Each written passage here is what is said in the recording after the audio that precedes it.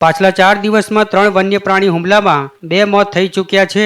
ત્યારે વન વિભાગ સફાળું જાગ્યું છે અને ઘોડા છૂટી ગયા પછી તબેલે તાળા મારવા જેવી કામગીરી વનતંત્રએ અમરેલીના ધારીના ગરમલી ગામે શરૂ કરી છે। ધારીના ગરમલી ખાતે વન્ય પ્રાણીઓના હુમલાથી બચવા વનતંત્ર દ્વારા જનજાગૃતિ કાર્યક્રમ હાથ ધરવામાં આવ્યો હતો। સ્થાનિકો સાથે વન વિભાગે બેઠક કરી હતી અને વન્ય પ્રાણીઓના હુમલાથી બચવા શું કરવું તે અંગે વન વિભાગે ગ્રામીણ લોકોને સમજણ આપી હતી।